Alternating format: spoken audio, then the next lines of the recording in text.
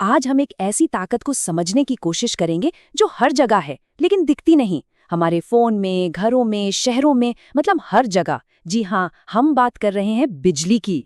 जरा सोचकर देखिए, सुबह के अलार्म से लेकर रात की लाइट बंद करने तक हमारी पूरी मॉडर्न दुनिया की धड़कन ही बिजली है।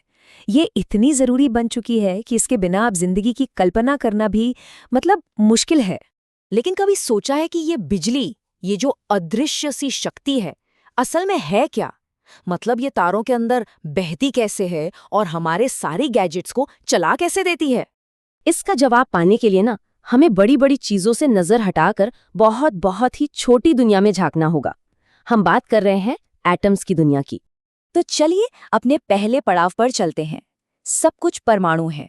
हमारे आसपास जो भी है, चाहे वो हवा हो, पानी हो या कोई ठोस चीज, सब कुछ पदार्थ यानी मैटर से बना है।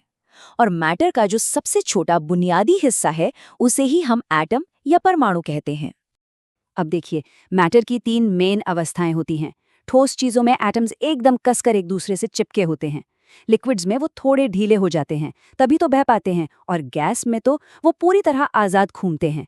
लेकिन इन सब के दिल में एक ही चीज है, एटम। और एक एटम का स्ट्रक्चर भी बड़ा कमाल का होता है। समझिए कि एक छोटा सा सोलर सिस्टम है। बिल्कुल बीच में होता है इसका सेंटर, जिसे न्यूक्लियस कहते हैं। और उसके चारों तरफ इलेक्ट्रॉन वैसे ही चक्कर काटते हैं जैसे हमारी धरती सूरज के चक्कर काटती है। इस छोटे से सोलर सिस्टम के अंदर 3 खास तरह के कण होते हैं।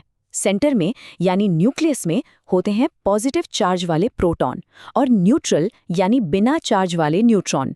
और बाहर जो चक्कर काट रहे हैं वो है नेगेटिव चार्ज वाले इलेक्ट्रॉन। और एक मजेदार बात, प्रोटॉन और न्यूट्रॉन वजन में इलेक्ट्रॉन से करीब करीब 1800 गुना से भी ज्यादा भारी होते हैं।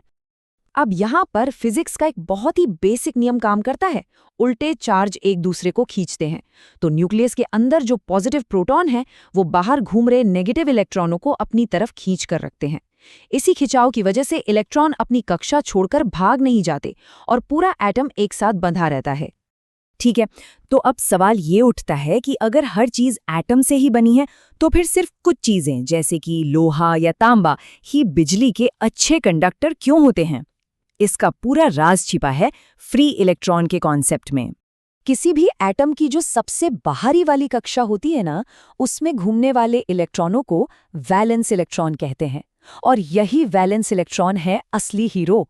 यही तय करते हैं कि कोई चीज बिजली को आसानी से गुजरने देगी या नहीं।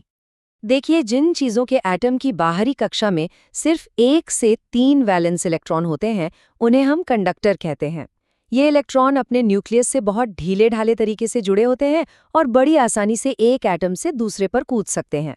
वहीं दूसरी तरफ जिनके पास 5 से 8 इलेक्ट्रॉन होते हैं, वो होते हैं इंसुलेटर। इनके इलेक्ट्रॉन बहुत मजबूती से बंधे होते हैं और अपनी जगह से हिलते नहीं। इसके रोजमर्रा के उदाहरण तो हम सब जानते हैं। तांबा, चांदी, एल्यूमिनियम, ये सब बेहतरीन कंडक्टर्स हैं।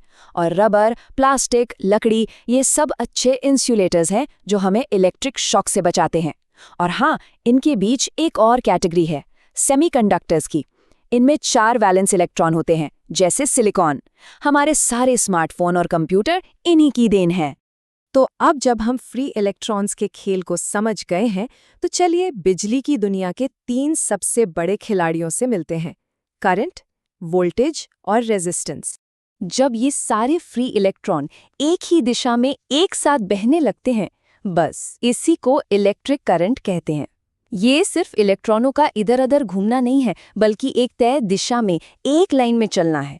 और इसे हम एम्पियर में नापते हैं। यहाँ एक बड़ी दिलचस्प चीज है। पुराने जमाने से हम ये मानते आए हैं कि करंट पॉजिटिव से नेगेटिव की तरफ बहता है। इसे कहते हैं कन्वेंशनल करंट। लेकिन असलियत में क्या होता है? क्योंकि इलेक्ट्रॉन पर नेगेटिव चार्ज होता है, तो वो नेगेटिव सिरे से पॉजिटिव सिरे की तरफ भागते हैं। तो दोनों ही बातें अपनी अपनी जगह ठीक है, बस देखने का नजरिया अलग है। अच्छा, तो इन इलेक्ट्रॉनों को एक दिशा में बहने के लिए ये धक्का कौन देता है? वो काम करता है वोल्टेज। आप वोल्टेज को एक तरह का इलेक्ट्रिक प्रेशर समझ सकते हैं, जो इलेक्ट्रॉनों को पूरे सर्किट में पुश करता है। इसे पोटेंशियल डिफरेंस भी कहते हैं और इसे हम वोल्ट्स में नापते हैं। और आखिर में आता है रेजिस्टेंस यानी प्रतिरोध। जैसा कि नाम से ही जाहिर है, ये करंट के रास्ते में आने वाली रुकावट है। हर चीज करंट के बहाव को थोड़ा बहुत रोकती है, उसे धीमा करती है। इसी रुकावट को हम ओम में नापते हैं। तो अब हमारे पास करंट यानी बहाव है, वोल्टेज यानी धक्का है और रेजिस्टेंस यानी रुकावट है।